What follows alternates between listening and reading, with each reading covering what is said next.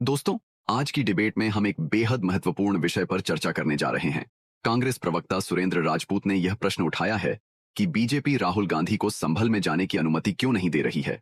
इसके अलावा उन्होंने यह भी आरोप लगाया है कि बीजेपी केवल मस्जिदों के नीचे मंदिर ढूंढने का काम कर रही है और हिंदू मुसलमान के बीच विवाद पैदा करने में माहिर है। इस मुद्दे पर सुधांशु त्रिवेदी का उत्तर भी काफी दिलचस्प है, जिसे आप इस वीडियो में देख सकते हैं। इसलिए दोस्तों, वीडियो को अंत तक देखना बिल्कुल न भूलें, क्योंकि इसका अंतिम हिस्सा विशेष रूप से ध्यान आकर्षित करने वाला है। इस भाग में सुधांशु ने सुरेंद्र राजपूत को बेहद प्रभावशाली और कठोर तरीके से जवाब दिया है, जो निश्चित रूप से आपके लिए देखने लायक होगा। तो चलिए, बिना किसी देरी के वीडियो की शुरुआत करते हैं और देखते हैं कि इस बहस में क्या नया और रोचक सामने आता है। चालू करो बे। सुधांशु जी, जवाब दीजिए। मैंने अखिलेश यादव जी को पहले भी कोट किया था। वो कह रहे बीजेपी और उनके शुभचिंतक जो खुदाई की बात कर रहे हैं, ये हमारे सौहार्द और गंगा जमनी तहजीब को खोद देगा। चलो भाई, देखो अब मैं क्या करता हूँ। देखिए अंजना जी, मैं आपके करोड़ों दर्शकों से कहना चाहूंगा, ये वो लोग हैं हमारे विपक्षी जो कहते थे सच्चर कमेटी के रिकमेंडेशन में मुसलमानों की स्थिति बहुत खराब है।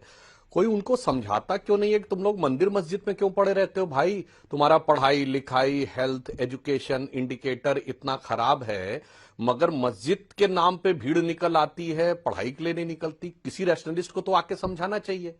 ये बड़ी अच्छी बात कही आप। अच्छा, वो भी छोड़िए, 5 साल हो गए राम मंदिर का जजमेंट आए हुए। जो लोग ज्ञानदेव पाणे बन के कहते थे कि राम मंदिर पे अस्पताल या स्मारक बना देना चाहिए, अभी तक किसी ने कुछ, न वहां मस्जिद बनी है, न स्मारक बनने की बात आ रही है। और अमित जमाई जी, देखिए, मैं दर्शकों से कहता हूं, सोचिए, 9,60,000 एकड़ की जमीन है वक्फ बोर्ड के पास, जिसके बारे में कहा जाता है कि मुस्लिम समाज ने दान दिया है। यानी जो कम्युनिटी 9,60,000 एकड़ जमीन दान दे सकती है, उसकी हालत शेड्यूल कास्ट से खराब है। समझ रहे हो भाई? या तो वो सच है या ये सच है। दोनों सच कैसे हो सकते हैं? अब आइए साहब, ये कहते हैं साहब बादशाह औरंगजेब के जमाने की मस्जिद तो बादशाह बाबर के जमाने की मस्जिद, तो बादशाही और शहंशाही और पातशाही का भी पूरा अहम भाव है। और फिर साहब हमें तो रिजर्वेशन भी चाहिए। दक्षिण भारत के राज्यों में कहते हैं पूरे पूरे मुस्लिम कम्युनिटी को रिजर्वेशन चाहिए। देख रहा है विनो? मैं करोड़ों दर्शकों से कहता हूं, जरा गौर से देखिए तो ये कौन कौन से दो डिफरेंट प्रकार के लॉजिक समझाए जाते हैं। अब यही बारे सुनिए भैया, कर्नाटक की सरकार ने पूरा दिया और उत्तर प्रदेश समाजवादी पार्टी ने भी कमिट किया था और कांग्रेस ने भी। मैं तो सिर्फ ये कह रहा हूं भाई, ये दोनों चीजें एक साथ कैसे हो सकती हैं? या अरे भाई काहे परेशान है? अरे बोलने दीजिए ना। अमित जमाई आप बोल रहे थे, मैं नहीं बोल रहा था। खाली वो बात नहीं है, और बहुत सारी बातें हैं। अब मैं कहना चाहता हूं, अखिलेश जी कहते हैं कि गंगा जमुनी तहजीब, तो मैं ये भी कहना चाहता हूं उनसे, अरे भैया आपके में मैं नहीं बोल रहा था भाई बीच में।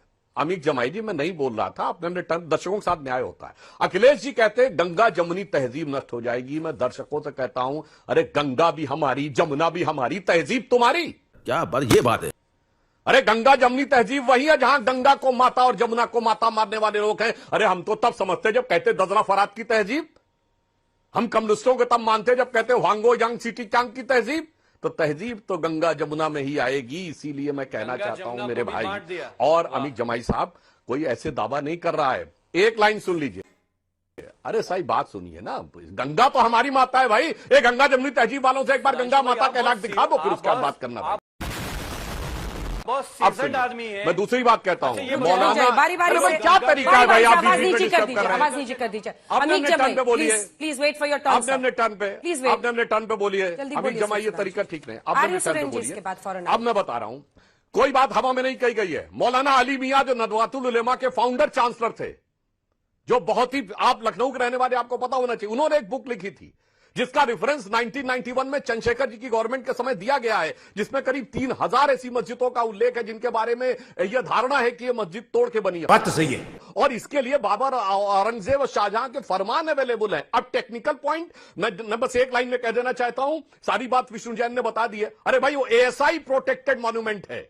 ये तो इन सरकारों की, पिछली सरकारों के भी थी। जो आर्कियोलॉजिकल सर्वे ऑफ इंडिया का मॉन्यूमेंट है, वो एक धार्मिक कैरेक्टर में कैसे बदल गया? ये बड़ी अच्छी बात कही आप। उस पे एएसआई वाले नहीं जा सकते। मतलब समझिए, सरकारी जमीन पे सरकार नहीं जा सकती और इससे गंगा जमुनी तहजीब नष्ट हो जाती है। मुझे लगता है ये वही लोग बोल सकते हैं जिन्होंने आगरा में मुगल गार्डन बनवाया था, जिनके पूरे दौरे हुकूमत में राष्ट्रपति भवन में मुगल गार्डन रहता था, जो अब अमृत उद्यान हो गया है। ये देश के दर्शकों के विवेक पे मैं छोड़ता हूं। उसी मानसिकता वाले लोग ये कह सकते हैं कि आर्कियोलॉजिकल सर्वे ऑफ इंडिया के मॉन्यूमेंट में एएसआई वाले नहीं घुस सकते, घुसेंगे तो गंगा जमुनी तहजीब नष्ट हो जाएगी। दो तीन चीजें मैं बड़ी स्पष्ट कहता हूं। पहले तो आप संभल पर आ जाइए कि राहुल गांधी जी जाना चाहते, तो अगर राहुल गांधी जी जाना चाहते तो शासन प्रशासन या भाजपा उनको जाने क्यों नहीं दे रही।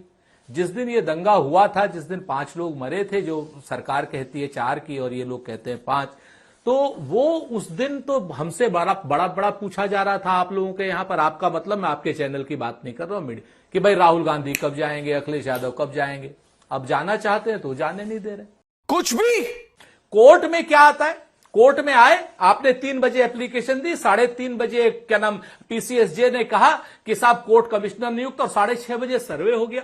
इतनी न्याय की, त्वरित न्याय की प्रक्रिया अगर हो जाती तो ईश्वर करे कि सब लोगों के लिए हो जाए। अच्छा, आम चुनाव के बाद जिस समय भारतीय जनता पार्टी उत्तर प्रदेश में चुनाव हारी है, उसके बाद भारतीय जनता पार्टी ने और उनके साथियों ने जो ये प्लान बनाया है ना हिंदू मुसलमान कराने का, कि हर मंदिर, हर मस्जिद के नीचे मंदिर खोदो, तो हम आरोप लगा देते हैं कि भारतीय जनता पार्टी का 1600 करोड़ रुपए का जो बना है दिल्ली में, और पूरे देश में जो भारतीय जनता पार्टी के ऑफिसेस बने हैं, सबके नीचे मंदिर है।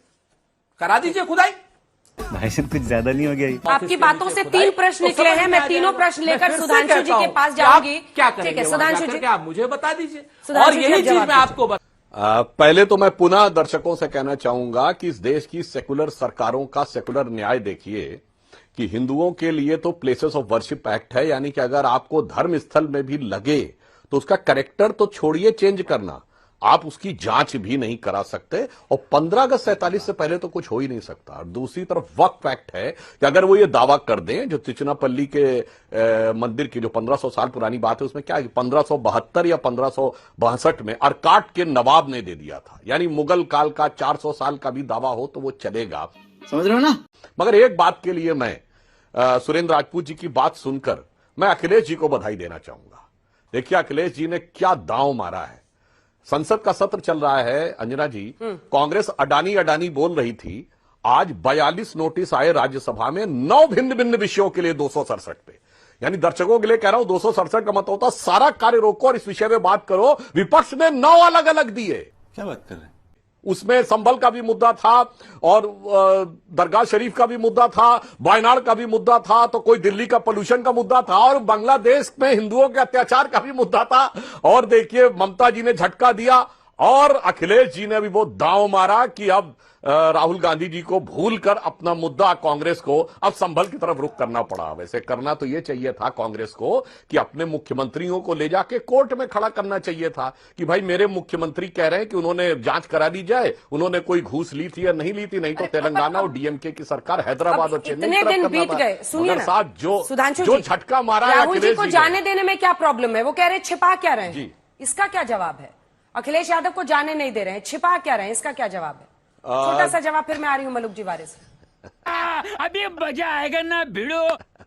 देखिए बस एक ही लाइन में, वो अखिलेश यादव जी जिन्होंने एक सीट के लायक भी कांग्रेस पार्टी को नहीं समझा, वो ये कहे कि वहां जाकर वो बहुत बड़ा परिवर्तन ला देंगे, तो मुझे लगता है इसका उत्तर समाजवादी पार्टी के प्रतिनिधि से पूछना चाहिए, हमसे पूछने की बजाय। ये हुई ना बात। छोटा सा जवाब सुरेंद्र जी, छोटा सा जवाब एकदम। मैं सुधांशु जी को तहे दिल से स्वागत करता हूं और धन्यवाद देता हूं कि आज सुधांशु जी भी अडानी के पीछे पड़े। आप मान लीजिए क्या नाम सुधांशु जी कि अडानी से आपने घूस खाई है या अडानी ने और किसी को घूस दी है, एक बार जांच आप जेपीसी करा ले, और आप अगर इसका नोटिस देंगे तो मैं जिम्मेवारी से कहता हूं कांग्रेस पार्टी पूरा इसका समर्थन करेगी। चुप कर बे कुत्ते। आप भी अगर अडानी को भ्रष्ट, बेईमान, चोर, निकम्मा और सारे संसाधनों पर हक मारने वाला बताते हैं तो मैं इस चीज के लिए खुश हूं। दलीय प्रतिबद्धता छोड़ करके मैं आपके इस मोशन का स्वागत भी करूंगा और पार्टी से भी कराऊंगा। हम मालूम है तेरे बाप को मत सिखा, चल। सुधांशु जी एक लाइन सिर्फ, बस एक लाइन। सुरेंद्र राजपूत जी, अरे गठबंधन में तो दलीय प्रतिबद्धता कम न कर पाए, यहाँ भाषण दे रहे हैं आके।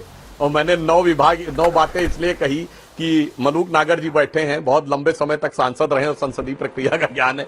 एक टॉपिक सिर्फ आ सकता है, विपक्ष को तो एक कर नहीं पाए एक टॉपिक के ऊपर। यहाँ ज्ञानदेव पाड़े बने हुए महोदय, अपने साथियों को समझाइए वारिस जाके, पठान साहब, साथियों को पठान समझाइए जाके वारिस कि पठान दोनों साहब। चीजों पे नहीं होता है। Too many thoughts in my mind, I can't sleep at night, so I just keep writing. I don't need no help, I don't need a